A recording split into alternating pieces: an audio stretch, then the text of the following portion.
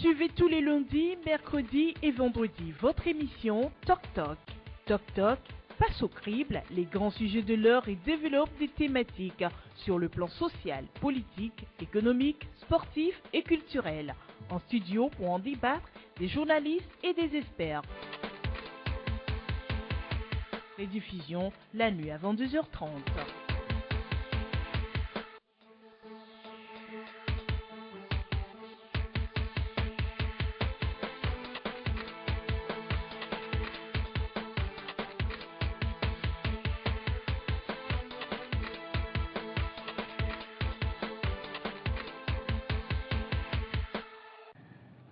Bonjour à toutes et à tous, très heureux de vous retrouver sur LCF et CityFM pour notre émission Talk Talk. Nous sommes donc au deuxième rendez-vous de la semaine, mercredi 24 août de l'année 2016. Nous avons ce matin en studio le patron du site d'information africaRDV.com. Il a pour nom Silvio Combete. Bonjour Silvio. Oui, Junior, bonjour aux téléspectateurs, auditeurs de LCF et de CityFM. Ok, c'est avec plaisir qu'on reçoit comme d'habitude. Donc tout à l'heure on sera rejoint par le doyen Lucien Messan Jossou et on sera deux pour essayer de décrypter l'actualité ici. Et comme d'habitude, avant tout chose, mesdames et messieurs, voici la une des journaux.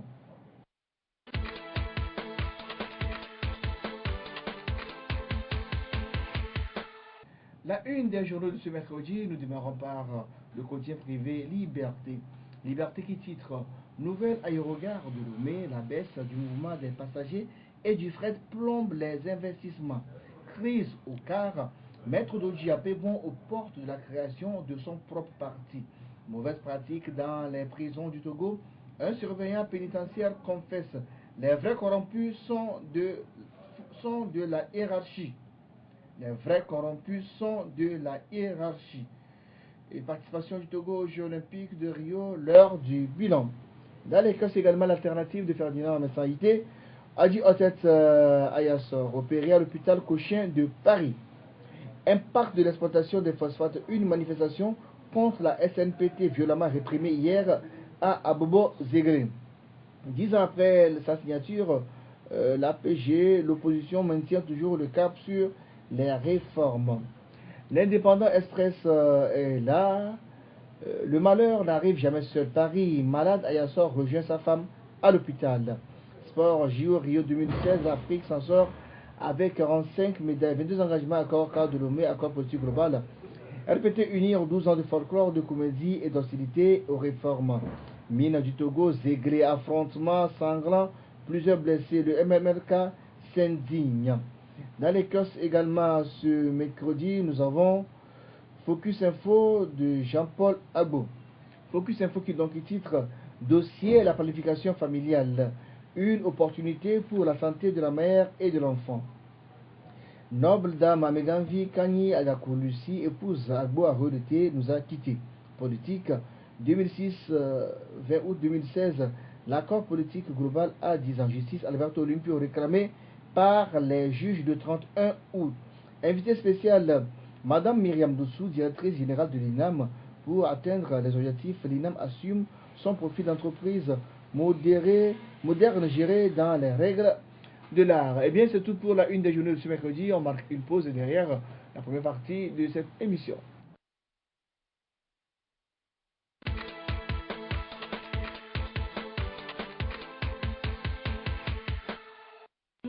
Retour en studio, donc on va démarrer avec Sylvie en attendant d'être rejoint d'un moment à l'autre par Lucien Messan du combat du peuple. Alors on va démarrer par donc, le sujet concernant la bavure policière de lundi à Bobo Zegré. La journée de lundi a été très mouvementée dans la localité d'Abobo Zegré, dans la préfecture de Zion. Les populations de cette localité qui exigent une amélioration de leurs conditions de vie après leur relogement suite à l'extension du site de la société nouvelle.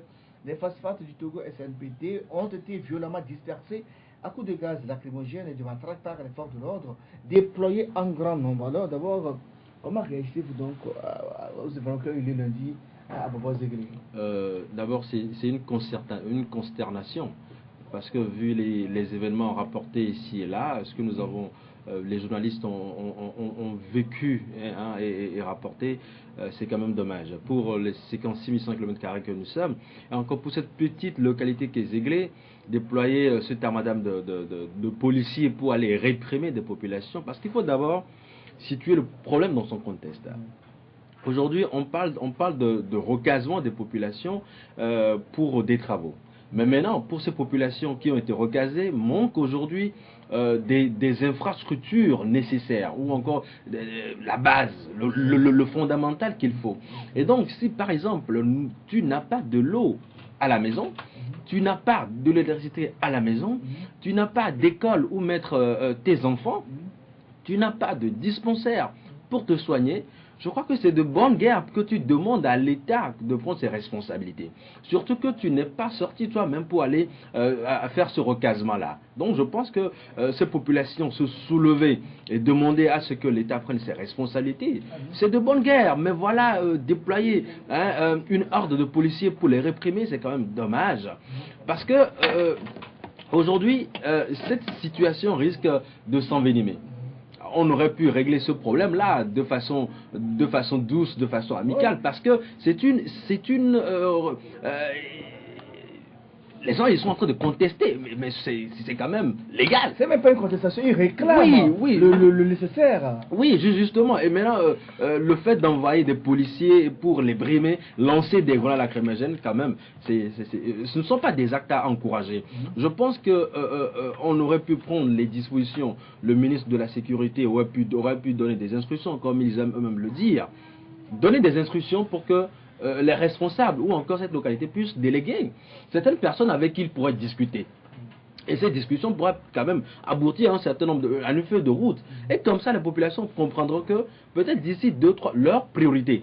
Et donc par rapport à la priorité, on dira, écoutez, vous avez besoin de dispensaires, vous avez besoin d'hôpital, vous avez besoin d'écoles, vous avez besoin de tel. Ok. Ils ont besoin de l'eau. Oui, justement. Parce qu'il y a des forages qui se construisent mais qui ne marchent pas. Qui ne marchent pas. Oui. Voilà. Donc on pourra leur dire par rapport à vos besoins, on pourra vous le satisfaire dans tel délai.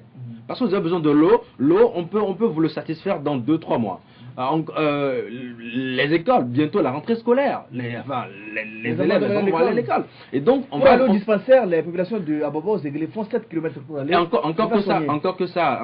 Et tout récemment, une femme a été mordue par le serpent, le temps de transporter à l'hôpital, elle était morte en route. Encore que ça se peut. Moi, j'ai été dans des localités où des gens ont transporté sur des tricycles pour aller dans des USP, encore que l'État des pistes n'est pas bon, et pour y aller, c'est peut-être une seule sage-femme, un infirmier qui est là, et des fois qui sont pas disponibles. Mais je pense que cette situation, on aurait pu ne pas arriver jusque-là. Alors, nous souhaitons la bienvenue à Lucien Vincent, le patron du combat du peuple. Bonjour Lucien. Bonjour, comment ça va? Ça va bien. Alors, on parlait des événements de lundi dernier à Bobo-Zéglé. Alors, comment peut-on expliquer aujourd'hui la violence qui a eu lieu sur les populations qui sont sorties les mains vide, hein, les mains, il n'y avait rien, ils n'avaient rien aux mains. Ils sont partis sur le site de la TNPT pour donc réclamer les promesses faites. On leur a promis, puisqu'ils étaient relogés sur un nouveau site, on leur a promis une école, un dispensaire, de l'eau potable, ils n'en avaient pas. Ils sont sortis pour réclamer, mais ils ont été accueillis par des forces de l'ordre déployées en grand nombre qui les ont vraiment bastonnés avec des tirs de gaz lacrymogène. On a vu que la journée était vraiment très chaude à Bobo-Zéglé. Alors, comment réagissez-vous à ces comportements, à ces événements qui ont eu lieu dans le dernier? Par nature, je suis réfractaire à toutes sortes de violences, qu'elles soient légales ou illégales. C'est-à-dire que avant que les forces de sécurité ne répriment une manifestation, il faut qu'il y ait vraiment une raison de fond. Dans un village, je ne pense pas qu'on peut en arriver là. Bon, ça c'est mon opinion personnelle. Maintenant, je ne discute pas tous les éléments qui ont concouru à cette déplorable situation. Mais est-il que les gens ne se lèvent pas pour manifester de gaieté de cœur? Lorsque pour une raison ou une autre ils doivent manifester, c'est parce qu'ils sont débordés, ils en ont ras-le-bol comme on dit. Donc je crois que ce que moi je peux dire tout de suite, c'est que je ne suis pas d'accord avec cette façon de réprimer. Ou bien il y a plusieurs manières de gérer une manifestation et que les autorités togolaises doivent veiller à ce que ce genre de situation ne se produise pas dans les villages. Parce que surtout là-bas, les gens sont marqués à vie et ça crée des frustrations. Donc, Je ne sais pas ce qui a pu engendrer la violence policière ou des forces de sécurité qui étaient sur place. Mais a priori, il fallait éviter ça. Parce que ça n'arrange pas le gouvernement. Encore que ça pose un problème, Junior, ça pose un sérieux problème de liberté de manifestation.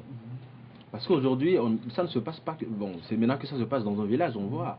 Mais depuis un certain temps, vous le constatez, les manifestations, que ce soit celles des politiques, sauf la marche aujourd'hui traditionnelle que fait le CAP 2015, mais tout appel à manifester est systématiquement réprimé. Ça pose un problème. Ça pose un sérieux problème. Les populations ont droit, la Constitution leur donne le droit de manifester. Et dans une certaine mesure. Mais ça ne vient que quand les forces de l'ordre n'interviennent que quand il y a débordement. Quand les règles ne sont pas respectées. Encore que les tirs de grenades lacrymogènes sont faits, sont utilisés dans une certaine mesure. Pour disperser. Et encore, on ne tire pas sur les manifestants. Encore que avant de tirer des grenades lacrymogènes, attention, tenez-vous bien, on fait des tirs de sommation. On demande aux gens de se disperser 3 fois. Dispersez-vous parce que, et là on prend un mégaphone pour leur demander de se disperser parce que l'allure que prend la manifestation risque de se dégénérer. On leur demande d'obtempérer. 3 fois, ils n'obtempèrent pas. On ne lance pas les grenades lacrymogènes sur des gens. Vous avez vu, il y a des blessés. Les grenades lacrymogènes sont lancées en l'air. Attendez, il ne faudrait pas qu'on... La sacralité de la vie humaine est aujourd'hui bafouée au Togo. On ne devra pas prendre juste une arme et comme ça, vous portant le mettre sur un humain, un Togolais. Mais qu'est-ce qu'on veut faire? Qu'est-ce qu'on veut faire? Il faut respecter la sacralité de la vie humaine au Togo. Oui, Lucie Messon. Oui, ce que je voudrais dire, dans ma carrière, il m'a été donné de couvrir beaucoup de manifestations de rue et d'être parfois au centre de beaucoup de violences. Et je sais parfois, une fois ici au Togo, on a fait une manifestation, l'opposition, on a fait une manifestation qui a débouché au niveau du Grand Rex là-bas. Et quand la violence, quand ça s'est déchaîné, j'ai eu le courage, à l'époque c'était pas faisable de dire que les manifestants avaient tort, parce qu'il y avait eu des provocateurs qui ont provoqué les forces de sécurité. Je dis, a priori, moi, naturellement, je déteste toutes sortes de violences. Ce que je voudrais dire est le suivant. Notre Constitution nous donne le droit à la liberté de manifester quand, franchement, nous voulons nous exprimer, quand nous voulons quelque chose que nous ne trouvons pas. Quand le ras-le-bol. Quand le ras-le-bol. Mais il est aussi dit que ça doit se faire, les manifestations doivent se faire dans le cadre de la loi. C'est ça. Maintenant, où est le problème? Le problème, c'est que ceux qui veulent manifester, ceux qui ont décidé de manifester, doivent cerner les contours de la chose et prendre les dispositions pour que des voyous, des gens ou des provocateurs ne rentrent pas dedans. Pour aller ici c'est dans un village, c'est quelques dizaines de personnes. Justement, voilà. J'ai dit que ce que j'ai dit, j'insiste là-dessus, les forces de sécurité n'ont rien à craindre dans un village. Et quand ils vont là-bas, parce que les gens sont ni armés ni rien, et quand ils veulent voir une manifestation, ils n'ont pas à se déplacer avec des camions pour aller lancer des grenades lacrymogènes sur les gens. Moi, je le dis parce que je crois que la tendance veut qu'on veut réprimer les gens pour que demain ils ne recommencent pas. C'est faux. Tant que le problème de fond n'est pas réglé, les personnes reviendront pour toujours manifester parce qu'ils ont un besoin qui veut l'exprimer. Donc, je dis que les autorités doivent veiller à ce que ces situations ne se reproduisent plus. Parce que, comme le dit Sidney, mon collègue, si ça devient systématique, ça se généralise. Ce n'est plus la peine. Notre démocratie. Ça pose un sérieux problème. Selon plusieurs témoignages, les policiers et les gendarmes déployés à Zéguélé à Bobo ont poursuivi les manifestants jusqu'à leur domicile. Ils ont bastonné femmes, enfants, tout le monde. Ouais, mais est-ce que c'est des consignes reçues? Non. Vous avez dispersé les gens, vous allez maintenant dans les maisons, faites le tour des portes à porte pour les frapper. Je ne pense pas que dans l'état actuel des choses, ils peuvent recevoir des consignes. Il y a une chose qu'il faut noter. Alors c'est du zèle? Ils n'appellent pas des zèles. Quand les gens sont sur le terrain il y a certains officiers, certaines personnes qui commandent les forces de sécurité pour aller sur le terrain. Ils font des choses incroyables. C'est-à-dire qu'une fois sur place, ils veulent faire la démonstration de force. Mais ce n'est pas vers une population civile au menu qu'on fait la démonstration de force. Bon, là, il faut maintenant, franchement, que nous allons aussi continuer. Maintenant, les faits sont là, on va investiguer, on va déterminer les responsabilités. Oui, mais a priori, il ne fallait pas le faire. Oui, mais il y a aussi un truc. Et moi, ça ne me. On appelle ça, le mot que j'utilise, c'est les bavures. Les bavures, là, on les retrouve trop souvent. Ouais, et ça se généralise justement. Parce que moi, ça ne m'étonne pas, même à Lomé, j'en ai vu, moi, j'en ai été victime. Parce que normalement, dans le cadre légal de répression des manifestations, tant que les gens manifestent leur colère, c'est normal qu'à un moment donné, la tension monte. Parce qu'il y a une certaine frustration que tu as encaissée jusqu'à un moment donné avant de l'extérioriser. Et c'est normal qu'à un moment donné, les gens jouent dans la provocation. Les forces de l'ordre sont entraînées pour ça également, à se surpasser. C'est leur devoir. Une chose. Deuxième chose, quand vous êtes dans une manifestation et que vous réprimez, dès que les gens se dispersent, vous n'avez plus le droit de les poursuivre. Même jusqu'à dans leur maison. J'en ai vu. Même des manifestations d'étudiants à Lomé où des gens rentrent dans leur maison, on va jusqu'à les prendre. Et nous-mêmes, les journalistes, quand on filme, ben, on est souvent bastonnés. On est souvent bastonnés. C'est quand même dommage. Parce que j'ai comme l'impression qu'il y a des formations à l'endroit de ces forces de l'ordre, mais quand elles sont sur le terrain, elles font autre chose. Il y a trop d'émotions qui prend le dessus. Mais attends, c'est quand même dommage. Je crois qu'il faut quand même arriver à ce que l'autorité prenne ses responsabilités pour que ces gens-là qui outrepassent leurs prérogatives soient remises, soient quand même corrigées. Le problème, c'est que sanctionnées. Depuis lundi, on n'a pas eu de réaction officielle. Le gouvernement ne communique pas. Qui a fait quoi? Et sûrement que ça va passer comme ça et personne ne sera inquiété. Mais ça vous étonne? Ça a toujours été que comme ça au Togo. On vous dira peut-être dans 2 semaines qu'on a eu à faire des enquêtes. Ils ont été sanctionnés sans qu'on ne connaisse vraiment ceux qui ont été sanctionnés et quelle a été vraiment la sanction. Mais ça aussi encourage l'impunité. Ce qui fait que la relation civile, corps habillé, ne va pas vraiment être au beau fixe. Bon, vous allez voir des images comme même aux États-Unis où des forces de l'ordre servent à manger aux populations. Et les gens y vont de leur propre cœur pour aller acheter. Et même là, des fois, c'est gratuit. Mais vous imaginez aujourd'hui, là, on installe par exemple une boutique là, parce qu'on veut faire réconciliation armée-nation, et qu'on installe une boutique là, que vous allez voir des populations aller acheter. Non, mais et quand ils vont, c'est pour les crasser sur leur visage. On n'arrive pas à entretenir ces relations. Mais tenez-vous bien, ces gens-là, ce sont nos frères. Ce sont nos frères, ce sont nos parents. Oui, justement. Donc il ne faudrait pas que nos frères, nos grands frères, nos pères qui sont là, pensent que nous sommes leurs ennemis. Attention. Lucien Messin, vous avez un mot à dire là-dessus avant qu'on passe à autre chose? Non, je crois que l'essentiel est déjà dit. Ce que je voudrais dire, c'est que les histoires de manifestations, ce qui se passe en externe comme en interne, c'est un peu complexe. Nous avons le devoir, à chaque fois que l'occasion nous est donnée, de condamner ces gens de violence policière. Si surtout c'est dans un virage où on rentre dans les maisons, on tabasse les gens, ça c'est des choses à prohiber. Maintenant, pour le reste, nous sommes en train de faire notre chemin en démocratie, nous verrons bien.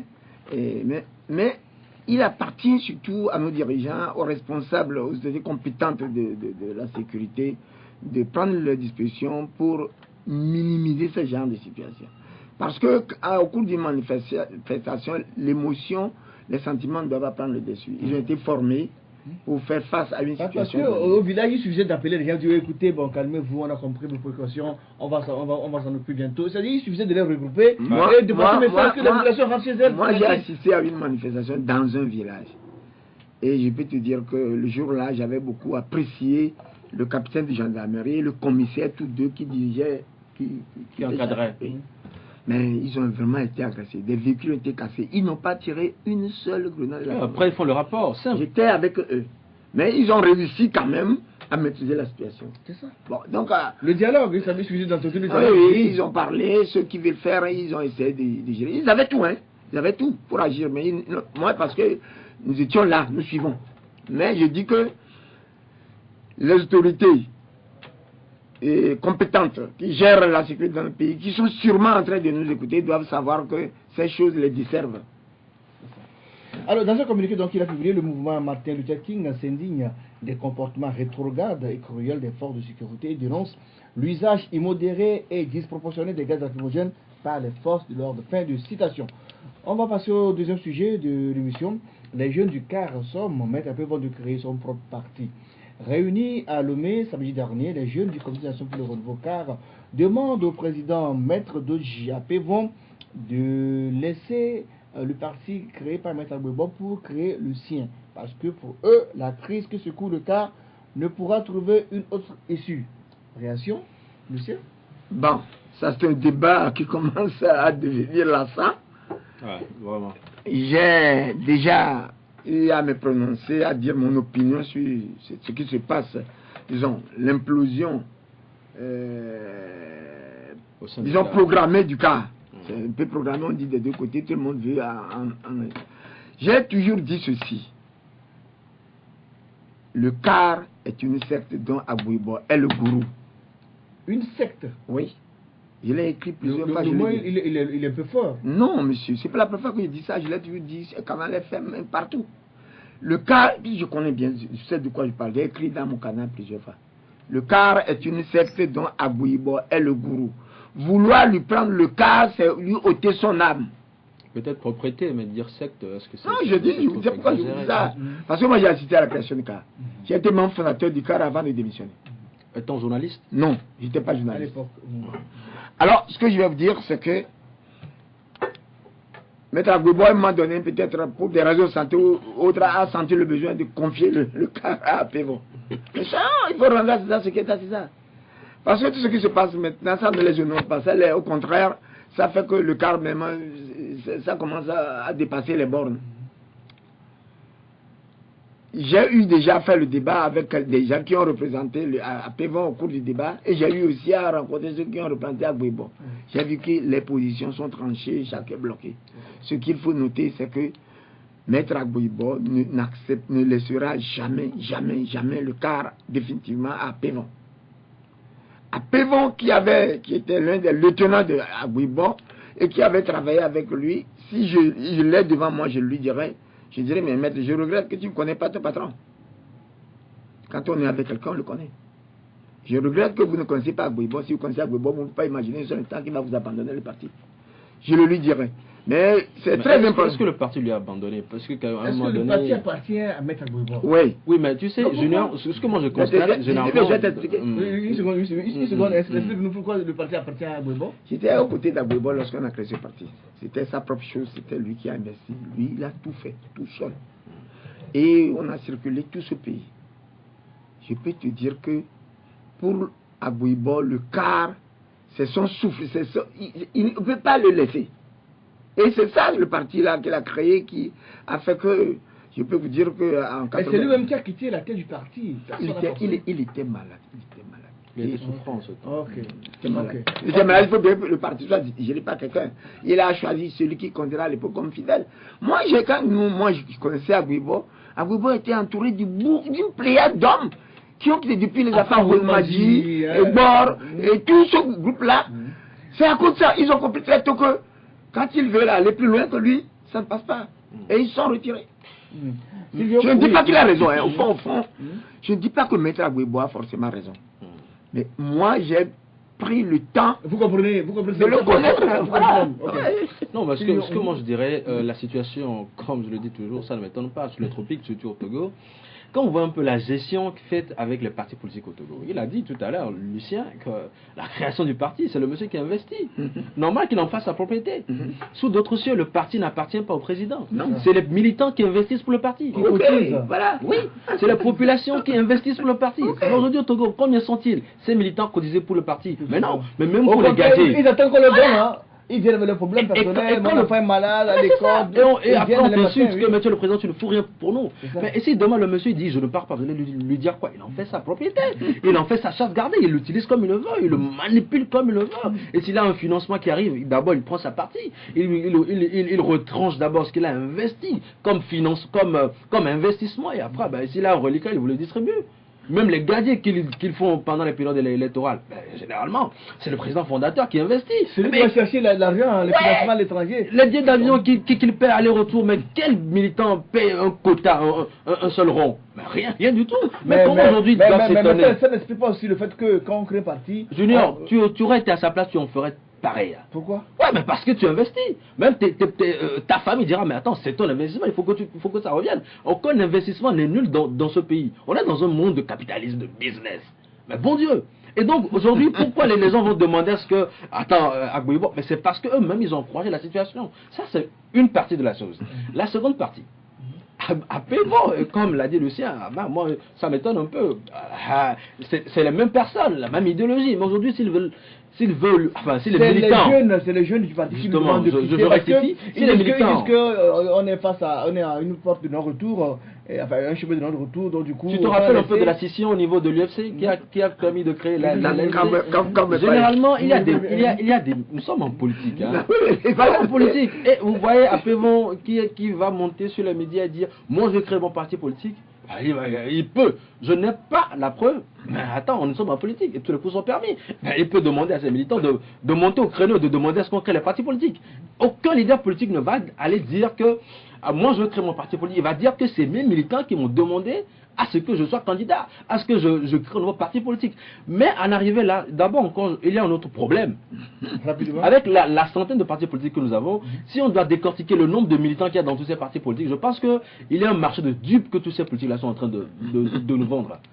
Avec la centaine de partis politiques, avec le nombre de Togolais. La centaine de partis, il faut le préciser. Ouais. On a peine une vingtaine de partis. Non, ce que je veux dire, c'est que... Parce que le parti, on a une centaine, mais bon, il reste à peine 10-15. Au niveau de l'administration territoriale, il faut justifier qu'on atteigne nos 2 militants. C'est ça. Nous avons nos... Les membres fondateurs. Non seulement les membres fondateurs, mais il devrait y avoir au niveau préfectoral, au niveau cantonal, une certaine assise d'abord. Mais si cette assise, vous n'êtes que 2, pourquoi on doit leur donner le récépissé? C'est parce qu'ils justifient. Il y a des critères à respecter. Oui, justement, ces critères sont biaisés. Et les enfants du feu également. Si vous voulez, on pourrait investiguer. Non, la centaine pour nous. En matière de droit, il y a des traités.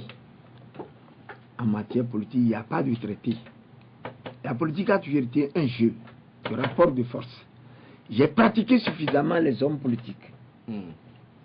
J'ai suffisamment pratiqué les hommes politiques. Et je peux te dire que pour la plupart, tout est faux. Même en Afrique ici, et particulièrement au Togo, on préfère toujours l'apparence aux réalités. Qu'est-ce à dire? Maître à Pévon poursuit notre objectif. Il sait que tôt ou tard, il perdra cette bataille. Mais il poursuit notre objectif. C'est-à-dire, il voulait, si c'est mon opinion, je l'assume, il voulait faire comprendre à Maître Agbouibo que tu ne peux pas tuer le plus fort, sinon nous allons couler tous. C'est peut-être cette idée. Mais quand on te dit que les jeunes se sont levés, les jeunes ont fait ceci, je vais te dire, la spontanéité n'est pas de ce monde. Tout est manipulé en dessous. Mais les jeunes peuvent prendre leur responsabilité aussi, parce que depuis ça fait 8 mois que la crise dure, non, on a perdu. Le parti est fait, la manière dont est articulé autour comment dire, des verrous. Et aucun jeune ne peut se lever, aller manifester sans voir Agbouibo, sans avoir son aval pour le faire. Je connais bien ça. Dans un parti politique bien structuré, les jeunes ne peuvent pas se lever et supplanter le président. Agbouibo n'est pas président, il est président d'honneur. C'est une précision. C'est un détail qu'il faut, sur lequel tu poses la question, il va venir là-dessus pour te donner. Quand Agbouibo allait donner, céder la présidence du parti à Pévon, il a créé une structure hybride. Soit du conseil de quelque chose, pour avoir encore de la route, mais là-dessus. Moi, je sais lire. J'ai fait la lecture, j'ai dit, cette affaire n'est que temporaire.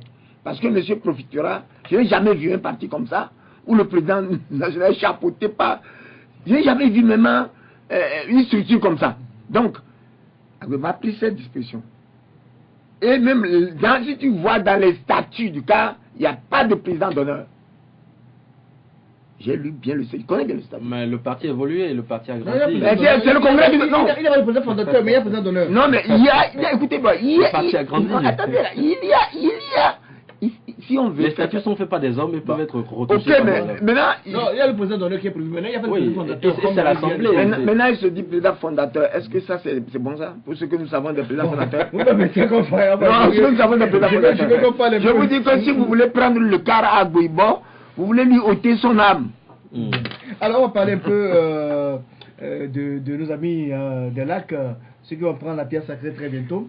Donc, une conférence de presse a eu lieu hier matin à Gligi pour faire le point des préparatifs de la prise de la pierre sacrée. Alors, vous y étiez, Sylvie Combé, quelles sont les annonces qu'on a eues là-bas? L'annonce phare, c'est vrai, j'y étais, l'annonce phare qui a été faite, c'est que la cérémonie de la prise de la pièce sacrée aura bel et bien lieu. Le 1er septembre. Le 1er septembre, le jeudi 1er septembre. Il faut l'expliquer, ça aura bel et bien lieu. Les chefs et rois ont juste demandé à ce que ça se passe dans la sobriété. La sobriété ne veut pas dire que ça n'aura pas lieu. C'est que les prêtres de couvent le feront chacun devant son couvent. Et ça a déjà commencé. Il y a ceux d'Argodrafort, ceux d'Anéhok qui l'ont déjà fait de cette manière. En fait, la prise de la pièce sacrée n'est qu'un maillon de cette chaîne-là. Toute la fête, c'est Epekpe, et ça commence depuis avec Situtukpe Mama et consort, la prise de la pierre sacrée avant qu'on aille après à Epekpe et consort. Donc, il y a tout un processus. Et donc, la prise de la pierre sacrée n'est qu'une partie et qui est faite par les collectivités Sakoumon et Mama Kole. Et après, il y a aussi Avoudoupou qui trace le chemin et tout. Donc, en fait, c'est tout un processus. Et donc, hier, les chefs et rois ont encore insisté là-dessus. Et les prêtres disent être toujours sous l'autorité des chefs, des garants, des coutumes, et que la prise de la pièce sacrée aura lieu. Seulement, ça ne va plus se faire. Il n'y aura pas une grande... Pas du tout. Il y aura pas plus un rassemblement avec ce que nous voyons généralement. Les étrangers venus danser toute une après-midi, il n'y aura plus ça? Il n'y aura plus ça. Comment ça va se faire alors? Oui, ça va se faire dans l'intimité. Du genre... je vous explique. Parce que moi j'y étais. C'est pour dire que selon les explications des garants des coutumes, parce qu'aujourd'hui il y a une crise qui secoue le pays gain. Ouais. Et donc le faire encore comme ça se faisait, il y a risque de débordement, il y a risque d'affrontement. Parce qu'il y a une mise en cause qui ne veut pas respecter la décision. Il y a qui a été écarté, qui ne veut toujours pas respecter les décisions prises par les rois. Vous savez, il ne faudrait pas qu'il y ait de l'indiscipline dans ce pays. Les Hunon, les prêtres sont sous l'autorité des garants des coutumes dont leur rôle est garanti par la Constitution. Les Hunon ne sont pas reconnus dans la Constitution. Si aujourd'hui l'État doit travailler de façon décentralisée, c'est avec les chefs et rois. Et donc les Hunon sont sous l'autorité des chefs et rois. Et donc le monsieur ne veut pas obtempérer. Et donc peut-être qu'il a des soutiens inavoués. Sûrement. Oui, et donc du coup il fait feu de tout bois pour venir. Donc les chefs et rois disent, écoutez, ce que l'on veut, on ne veut pas le voir. Les jeunes aussi de la localité ne veulent pas le voir. Il a été changé. Hein. Justement, il y a un nouveau. Oui, il s'appelle Madjé Sitou, qui a été nommé au niveau de la collectivité Collé. Et donc, la prise de la pièce sacrée aura lieu. Seulement, il y aura des médias qui, naturellement, iront couvrir. Dans la forêt. Non, non. On ne va pas présenter la pierre. La pierre sera présentée, certes, mais juste qu'il n'y aura pas le grand public. Les ministres et tout. Non, il n'y en aura pas. Mais des médias, des journalistes seront invités pour couvrir. Enfin, pour prendre le message. C'est une peu de la pierre en catimini, ça. Non, ce n'est même pas en catimini, c'est en fait une manière justement. Écoutez, je vous en prie. Non, je suis des lacs. Oui. Et j'ai dit au cours des réunions que nous avons tenues que c'est une honte. Vous êtes tenu où? Quoi? Vous êtes tenu où? Et au cours des cadres des lacs, on s'est vu. Non, ça aussi c'est un problème. Laissez-moi parler, laissez-moi, ne pouvez pas, parce que c'est comme ça qu'on n'arrive pas à nous entendre. Non, Lucien, il va. J'ai souvent dit. Je sais le problème qu'il y a entre d'abord les trois chefs, avec leur égotisme respectif, avant de voir ce qui se passe. C'est qui les trois chefs? Les Adjugo, les Agudier, le somme, je sais ce qui se passe. Je sais qui a ordonné, on a jeté les pieds sur eux avant. Bon, laissez-nous, on va m'obliger à ouvrir des situations qu'on ne doit pas dire ici. Ce que je voudrais dire, c'est que ça nous fait, c'est une honte. Quand il y a des fêtes traditionnelles, c'est un moment de retrouvailles de tout le monde. On se voit, nous qui étions les premiers, 300 et quelques éditions. C'est qu'en 4 ans, vous cette année. Nous en sommes arrivés maintenant à localiser la cérémonie. Parce que nous qui sommes les premiers, nous qui disons que nous sommes les premiers, qui avons commencé cette histoire de fête traditionnelle, avant que tout le monde ait imité. Nous avons eu des divergences. Toute société a ses divergences. Et ça fait combien que ça dure? Nous ne pouvons pas trouver une solution. Comment se fait-il qu'on ne peut pas trouver une solution alors que nous sommes en train de faire quelque chose, nous adorons nos divinités? Non, mais vous pensez que ce n'est pas une solution? Non, on n'a pas trouvé une solution. Disons, ça va de mal en pire. Oui. Si... Et c'est pour éviter les affrontements que oui, attends, mais écoutez, si la fête va être réduite à sa portion congrue, ce n'est pas une avancée. C'est une solution. Mais Lucien, ce n'est pas une solution. La solution, c'est que nous asseyons, qu'on discute de nos divergences, et qu'on trouve des solutions. Ça a été Vous fait. pensez que les têtes couronnées n'ont pas fait? Des réunions. Non, même je le suis ministre, quand même... le ministre, vous pouvez Apparemment, vous pensez que les têtes couronnées ne l'ont pas fait? Non, je vous en prie. Combien de fois les trois chefs se sont rencontrés pour discuter? Quelle est l'implication des Adigo dans la prise de la pierre sacrée? Ah, voilà, je dis... Oui, parce que... Attends, tu as posé un problème de fond. Si nous voulons étaler tout ça sur les médias... Oui, parce que vous avez dit qu'il y a un problème. Maintenant, quelle est l'implication des Adigo dans la prise de la pierre sacrée? La prise de la pierre sacrée, le collectivité, aujourd'hui, quand on parle de la sobriété de la fête, monsieur Lucien, quand on parle de la sobriété de la fête, ce n'est pas aujourd'hui la première fois que ça se fait en Pékin. Ça a été déjà fait. Et donc, il ne faudrait pas qu'on le présente comme... Ne nous valons pas les faces. Ne nous valons pas les faces. Ce qui se passe au niveau des Adigo, je le sais. Oui, mais moi, je demande de poser une question. C'est quoi l'implication des Adigo dans la prise de la pierre sacrée? Non, je le sais. Parce qu'il ne faudrait pas que nous, les journalistes aussi, on jette. Non, mais je ne jette rien. Je parle de des faits concrets. Écoutez. Les fêtes traditionnelles des gains sont tellement structurées. Comme tu viens de le dire, qu'on fait ceci ici, on fait ceci ici, ça va par étapes.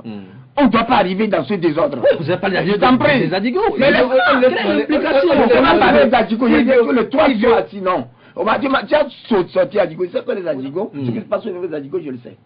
On dit souvent que l'argent est un bon serviteur, mais un mauvais maître. Ce que je voudrais lui dire, c'est que tout ce qui se passe là ne nous honore pas. Ça, c'est clair. Assumons ça d'abord. Ça, tout le monde le sait. Parce que maintenant, si nous voulons dire ça se faisait comme ça, va se faire comme ça. J'ai 11 ans. Tu sais combien de fêtes j'ai vu? Non, oui, bon, mais... Alors, l'âge dépend non plus. On va trancher le débat. On n'a pas été là. On n'a pas été là en 46. On arrive à commenter les guerres mondiales. Notre invité politique, Nicodème Rabia, il est le président du parti politique. C'est quand même dommage aussi.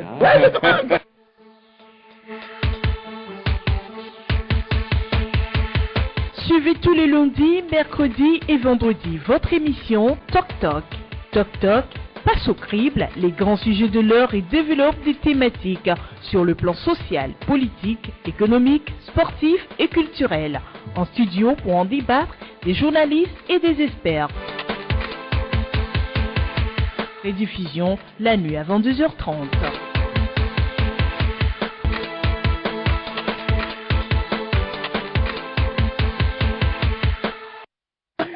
Retour à studio avec notre invité politique. Il s'agit de M. Nicodème Rabia, le président du parti politique Les Démocrates. Bonjour, M. Rabia. Bonjour. C'est avec plaisir que vous accueillons ce matin pour la première fois sur ce plateau. Évidemment. Alors, vous êtes président du parti Les Démocrates, vous êtes déjà connu d'abord à l'UFC, vous avez été dirigeant de l'UFC, président de la jeunesse, vice-président, bien bon, vous placez le niveau de l'UFC. Vous étiez même un des bras droits de J.K. Olympio. Mais brusquement, vous avez quitté la barque pour aller construire votre propre hutte. Est-ce ça la solution? Évidemment, j'ai été son fils spirituel. Et après, j'ai été exclu de ce parti. Je n'ai pas quitté le parti, mais j'ai été exclu du parti. Et aujourd'hui, nous avons notre parti, pas mon parti, mais notre parti. Et nous les exclus, une partie des exclus de l'UFC, qui est les démocrates. Oui.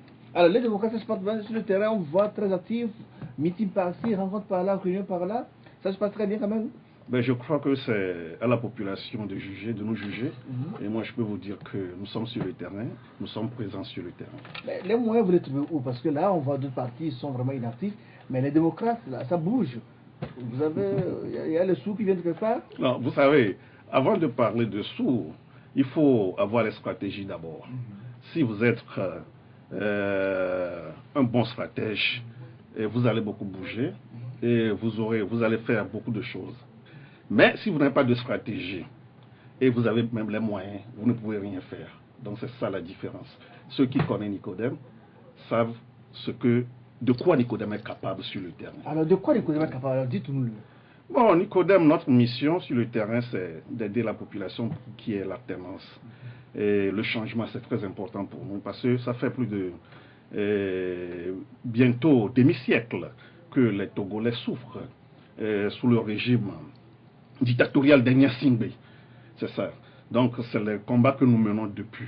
Donc c'est ça l'objectif des démocrates. Mais vous avez collaboré avec ce régime en étant à l'UFC. Je n'ai pas collaboré avec ce régime, j'ai été député. Et parce que vous avez soutenu l'accord RPT-UFC. Évidemment. Et vous étiez le bras droit de Jécris. Et partout, on voyait Jécris Olympio et Nicodème Rabi étaient là forcément. On vous a vu collaborer avec les membres du gouvernement, des ministres, des députés. On vous a dit même très proche d'un général de l'armée. Hein. Lequel Écoutez, entre ce général de l'armée et moi, c'était de la guerre, même jusqu'à aujourd'hui. Vous savez, je suis un citoyen togolais. Je suis un combattant de la liberté. D'abord, vous devez le savoir, je suis un défenseur des droits de l'homme. Et donc, je n'ai pas d'ennemis, mais j'ai des adversaires politiques. Donc, vous savez pourquoi j'ai été exclu de l'UFC? Parce que tu peux aimer quelqu'un. Si tu aimes quelqu'un, s'il fait des choses qui ne sont pas bonnes, il faut le lui dire. Il faut lui dire que ça ne va pas, il ne faut pas le faire. Mais tant que la personne ne t'accepte pas, n'accepte pas tout ce que tu lui dis, bon, nous sommes dans un parti politique. Et il a décidé de t'exclure et il t'a exclu. Donc c'est la raison pour laquelle aujourd'hui nous avons notre parti politique, les démocrates. Mais est-ce que, M. Rabia, moi j'ai une question pour vous. Est-ce que ça vous étonne, votre exclusion de l'UFC? Bon, c'est vrai que ce n'est pas le sujet, mais vu le parcours que vous avez eu avec M. Gilles-Christ Olympio au niveau de l'UFC, pendant que l'UFC était là, vous avez créé AGO, que vous avez piloté avec les régiments... Les amis de Gilles-Christ Olympio. Oui, c'est ça, les AGO, les amis de Gilles-Christ Olympio et tout. Oui. Bon, ça ce n'est pas le sujet, mais moi je pense que votre radiation, bien encore votre exclusion de ce parti, était plus ou moins prévisible. Peut-être que vous qui étiez les meneurs de la fronde ne le voyez pas de loin. Mais maintenant, moi, ma question, vous parlez de stratégie. Vous, aujourd'hui, quelle est votre stratégie? Oui, avant de répondre à votre question, permettez-moi de vous dire que je faisais partie de ceux qui ont été exclus, premièrement, de l'UFC, par le groupe de Jean-Pierre Fabre. Parce que c'est un groupe qui a premièrement exclu un groupe. C'est comme ça, c'est là où est né les AGO. C'est ça. Donc il faut que ça soit clair pour tout le monde.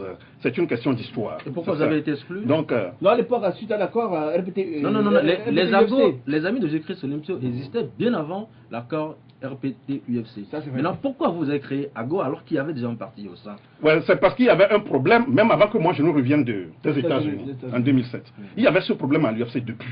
Et même au congrès de l'UFC en 2008, il y avait des traites contre moi, en plein congrès, dans la salle. C'est comme ça. Donc c'est l'église évangélique de Nicaragua. Très bien. Voilà. Donc vous savez, aujourd'hui, nous, notre objectif, ou bien notre credo, nous ne voulons rien faire, ou bien dire qu'il va, comment dirais-je, fragiliser l'opposition togolaise. Parfait. C'est ça notre stratégie. Votre stratégie? Notre stratégie, c'est de tout faire pour qu'il y ait ce qu'on appelle l'alternance, le changement dans ce pays. Il n'y a plus rien d'autre que ça. Dans le concret, comment ça se manifeste? Le tout là, qu'est-ce que oui, vous... on a participé aux élections dans ce pays. Depuis l'arrivée du vent de l'Est jusqu'à aujourd'hui. Quand bien même nous ne sommes pas en démocratie, nous ne sommes pas dans un état de droit, on a fait des élections qui étaient fraudulées dans ce pays. Des élections volées par ce régime jusqu'à aujourd'hui. Nous, on ne fait plus confiance aux élections. C'est la raison pour laquelle nous avons dit que nous allons, comment dirais-je, conscientiser, parler au peuple togolais. C'est la raison pour laquelle il y a quelques semaines, nous étions jusqu'au Grand Nord, jusqu'à Dapaon, pour parler à nos militants. On était dans la Kosso, dans la région des plateaux, et notre credo, c'est la conscientisation, éveil de conscience des militants et de la population togolaise. C'est ça notre credo. Donc, on ne peut pas se lever au gîte, parce que nous avions dit, même avant les élections, on disait que pas de réforme, pas d'élection. Pas de réforme, pas d'élection. Mais aujourd'hui, tout le monde le sait très bien. Il y a les partis qui ont participé à cette élection.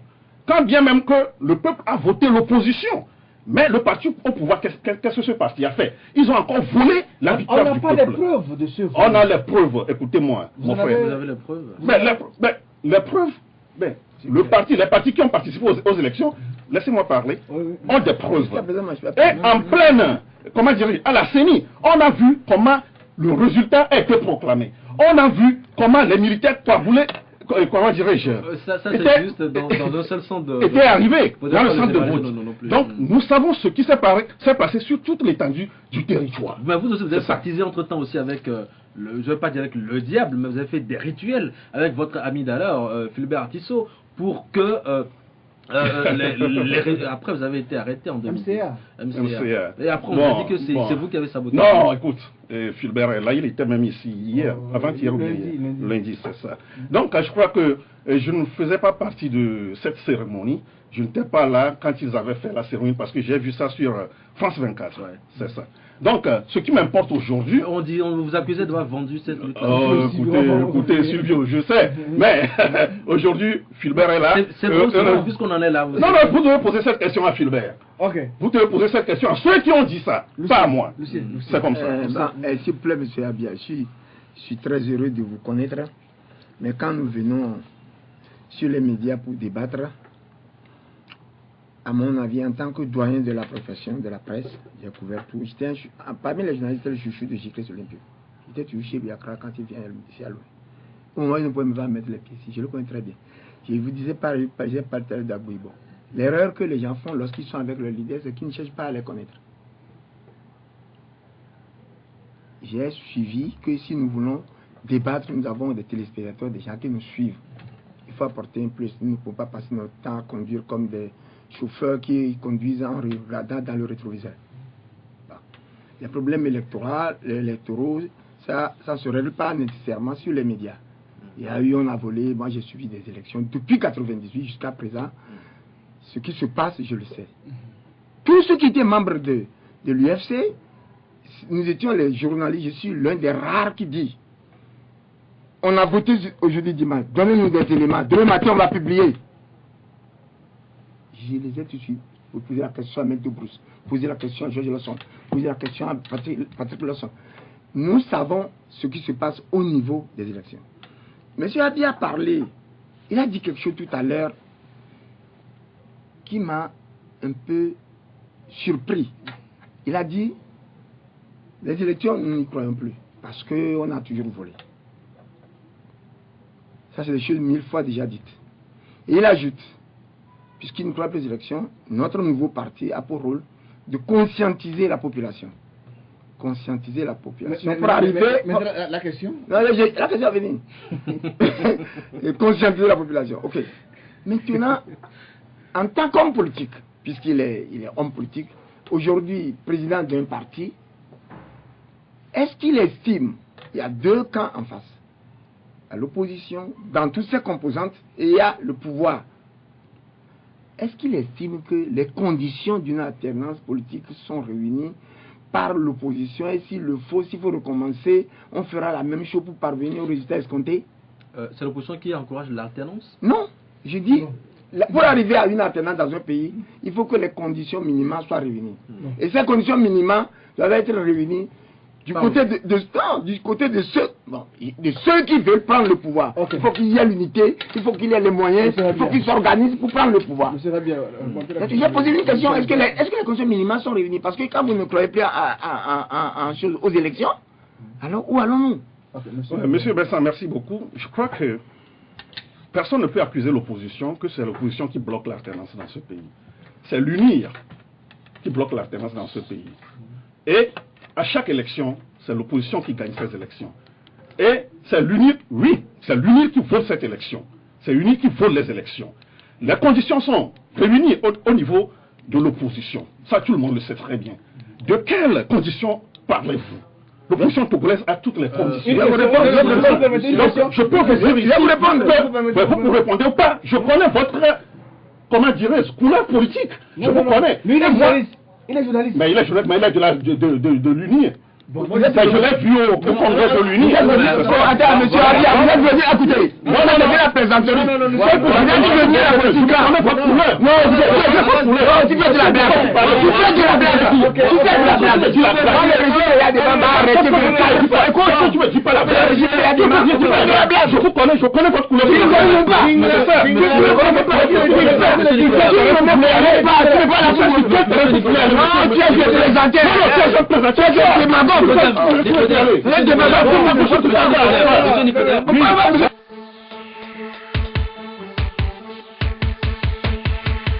Suivez tous les lundis, mercredis et vendredis votre émission Toc Toc. Toc Toc, passe au crible les grands sujets de l'heure et développe des thématiques sur le plan social, politique, économique, sportif et culturel. En studio pour en débattre, des journalistes et des experts. Rediffusion la nuit à 22h30. Nous présentons des excuses pour ce contretemps indépendant de notre volonté. Alors on va poursuivre l'émission. Monsieur Kahabia, votre parti a sorti hier un communiqué pour réagir sur les événements de lundi dernier à Abobo-Zeglé. Il est intitulé « Pas de résignation devant la barbarie du pouvoir RPT Unir, car les peuples qui ont trop peur de la mort ne sauraient être que des esclaves. Affranchissons-nous ». Que dénoncez-vous au juge à travers ce communiqué? Mais nous avions tous vu ce qui s'est passé à Zeglé, comment les forces de l'ordre ont encore violenté la paisible population de ce village à cause des phosphates qu'ils ont encore trouvés là-bas. Vous savez, moi j'ai une famille qui est de Vaud, ma maman est de Vaud, à Koumapé. Et je sais, nos terrains ont été pris par ce régime. Et vous savez, nos parents reçoivent, pour 1 mètre carré, nos parents reçoivent 75 francs. 75 francs. Et ça dépend de combien de mètres carrés vous avez. Et ça, c'est payé à chaque 3 mois. Donc, vous voyez combien de fois, là, il n'y a pas de l'eau. Et les écoles, rien du tout. Les routes, non. Mais aujourd'hui, ce qui se passe à Zeglé, au lieu que les forces de l'ordre envoient les policiers à réprimer cette population, il faut plutôt aller discuter, échanger avec cette population. Vous avez vu les blessés, vous avez vu des blessés, même nos mamans, même on a même envoyé, lancé des glaces, envoyé des gaz lacrymogènes dans les couvents. C'est comme ça. Ça, c'est vraiment abominable. C'est les choses que nous défendons. Ce que vous venez de citer, de lire, vous savez, nous avons devant nous un régime dictatorial. Pour combattre ce régime, il faut le courage, il faut la détermination. Sinon, nous resterons toujours des esclaves, comme l'a dit Thomas Sankara. Alors, je poursuis le communiqué, il y a une partie qui dit, tout en condamnant encore une fois avec la dernière rigueur ce cynisme du pouvoir RPT Unir, le parti politique et les démocrates demandent au gouvernement Faure Gnassingbé de faire immédiatement la lumière sur ce dossier macabre qui perdure, mettant en péril la vie du village d'Abobo-Zeglé, afin que justice soit faite à toutes les populations implantées en temps sur les nouveaux sites pour des raisons d'extraction de nouveaux gisements de phosphate. À défaut, c'est ça la phrase qui fait peur, les jours du régime RPT Unir sont comptés, car le peuple souverain prendra ses responsabilités. Que veut dire les jours du RPT Unir sont comptés? C'est une réalité. Si vous allez à Bangéli, si vous allez dans le Yoto, partout où on exploite nos ressources, c'est la misère totale. Le peuple souffre. Nous ne pouvons plus laisser ce régime traiter les Togolais comme des animaux.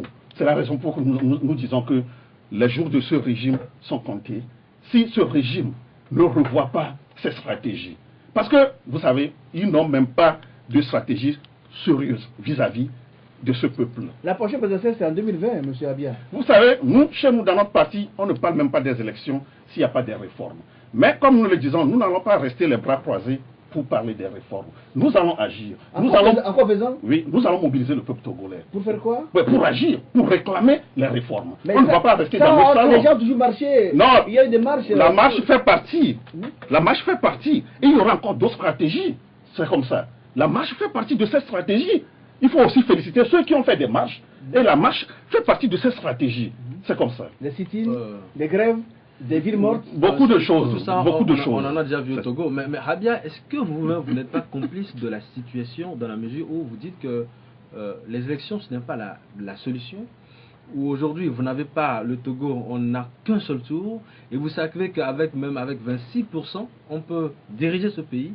Pourquoi ne pas essayer aujourd'hui d'aller front commun contre ce que vous appelez le système Gnassingbé et aller avec un seul parti, du genre faire l'union de l'opposition, aller décrocher cette victoire-là. Et après, maintenant, vous serez maintenant au pouvoir et vous opérez les réformes. Mais tant que vous êtes là à faire ces effets d'annonce, on appelle effet d'annonce parce que tous ces discours... Ça n'inquiète pas le pouvoir. Vous l'avez déjà tenu, je le sais. Le CAP 2015 le tient tous les jours. Sylvio, rien ne change. Sylvio, permettez-moi de vous répondre. Vous savez, même si on fait Et on va à ces élections avec un candidat unique de l'opposition. Le résultat... Vous l'avez jamais fait? Non, même si on le fait, le résultat, qui va proclamer les résultats? Ouais, oui, mais c'est pourquoi la raison pour laquelle, Silvio, on ne va pas aller sur ce terrain. Et nous dire que pour les prochaines élections en 2020, il faut, sans les réformes, garder cette CENI comme ça, cette cour constitutionnelle comme ça, aller avec un candidat unique. Vous allez crier, mais il n'y aura rien de concret sur le terrain. Ah, c'est ce que tu vois. Même si on y va avec un candidat unique, qui va proclamer les résultats? Vous avez vu ce qui s'est passé à la CENI, à la dernière élection, avec le Francis Pedro Amouzou. C'est la même chose. C'est pourquoi nous disons qu'il faut des réformes nécessairement avant les élections. Vous n'avez rien fait. Que faites-vous pour les réformes? Que faites-vous pour avoir les réformes? C'est ce que nous faisons maintenant. Quoi? Notre parti aujourd'hui sur le terrain. Mais est-ce que c'est le terrain qui fait les réformes ou c'est le gouvernement qui va faire le gouvernement? Mais ce gouvernement n'a pas la bonne volonté. Ce gouvernement ne veut pas faire les réformes. Ça, vous devez le savoir, Junior. Ce gouvernement ne veut pas de réformes. Ce gouvernement ne fait que tromper le peuple togolais. On a vu le gouvernement initier le H-Krim pour créer plus tard, en fait, très bientôt une commission sur les réformes. Et après, il y aura certainement un projet de loi qui sera... Oui, Junior, on a commencé par la PG, la CVJR, Togo Télécom 1, Togo Télécom 2. Et maintenant, c'est avec H-Krim. Et maintenant, de là, ça ira à une commission encore. Mais jusqu'à quand? Pour réfléchir. Pour réfléchir. Oui. Et après, il y aura encore une autre structure. Mais il faut un consensus avant d'aller à l'Assemblée. La PG est bien prévue, il faut trouver un acte pour faire les réformes. Pourquoi vous ne vous battez pas? Moi, ma question, parce qu'aujourd'hui, tout le monde a les yeux rivés sur 2020. Mais avant 2020, il y a beaucoup de challenges qui vous attendent. Oui. Il y a l'Assemblée nationale en 2018. Mais pourquoi, bon Dieu, vous ne réfléchissez pas à transformer pour que vous puissiez avoir une majorité écrasante au niveau de l'Assemblée nationale pour pouvoir avoir au moins les 4/5 nécessaires pour pouvoir opérer vous les réformes? Je crois que vous êtes là juste à chamailler et à ne rien faire et après vous accusez le pouvoir. Non, vous savez, Silvio, opposition n'est pas là à ne rien faire. Ce que l'opposition fait aujourd'hui, je le sais très bien. Et je ne vais pas vous dire ce que l'opposition togolaise fait aujourd'hui. Conscientisation. Non, oui, non, oui, ça, c'est au niveau des démocrates. Oui. C'est la tournée que nous sommes en train de faire. Mais il y a d'autres stratégies. Vous l'avez voulu faire, ça n'a rien donné. Avant 2015, vous avez vu dans les quartiers, doper les jeunes, vous en avez vu. Oui. Mais ça n'a rien donné. Mais ça va donner. On corrige toujours, Silvio. Ici, là, on ne doit pas accuser ou bien blâmer l'opposition. Si vous voulez blâmer un parti politique ou bien un responsable, c'est Fornia Sibé qu'il faut blâmer. C'est Fornia Sibé qui n'a pas la bonne volonté pour faire ses réformes. Pourquoi vous le dites? C'est lui qui a initié le H-Krim. Ou bien, c'est pour faire les réformes qu'il a initié. Fornia Sibé, on sait ce qu'il fait. Ce qu'il vient de dire avec H-Krim, c'est du poudre aux yeux. Il ne fait que tromper le peuple togolais. Il ne fait que endormir le peuple togolais. Il n'a rien de sérieux à proposer au peuple togolais. C'est ça. Mais si vous, chaque fois, vous devrez également, chaque fois, vous lamentez que ce pouvoir ne fait rien, et que vous-même qui êtes les élèves là, vous ne faites rien, on vous dira que vous n'avez rien dans la tête. Nous faisons beaucoup de choses. Mais c'est ce pouvoir qui compte sur l'armée, c'est ce pouvoir qui compte sur beaucoup de choses pour s'éterniser au pouvoir. Mais je pense que c'est une récitation. Non, ce n'est pas une récitation, Silvio. Ce n'est pas une récitation. C'est une vérité ce que j'ai dit. C'est comme ça. On ne peut jamais blâmer l'opposition. S'il faut blâmer quelqu'un, c'est Fornia Sibé et sa minorité qui pille les richesses de ce pays. Lucien, écoutez, ce que M. Abi est en train de dire est vrai. Mais il croit que s'il parle comme ça, on dirait qu'il est bien trop tard dans un monde trop vieux. Quand on a commencé à faire dans ce pays en 90, on a arrêté quelques-uns d'entre nous. Et c'est toujours ce que l'opposition a dit. Moi, il m'est arrivé de fréquenter tous les opposants, tous les leaders, jusqu'à Gicles Olympio. Quand nous avons un problème, on ne démontre pas une évidence. Si fort le système que son père a légué est une dictature, ça c'est déjà su. Nous le savons. Nous ne pouvons pas continuer à répéter quelque chose qu'on connaît. Maintenant, il dit, on va blâmer l'opposition. Vous avez dit quelque chose tout à l'heure, il a réfuté. Vous avez dit, est-ce qu'au moins vous avez une fois choisi un candidat unique avant qu'on vous vole encore? Parce que c'est un combat politique. Chacun dans son cas doit faire quelque chose. Et c'est comme ça qu'on voit partout. Vous avez vu la dernière fois au Bénin. Vous avez vu un peu partout. Quand l'opposition s'unit, il devient plus fort. On le voit avec le Gabon, mais même si ce n'est pas une union. Non, il devient plus fort, et quand ils sont plus forts, ils pèsent.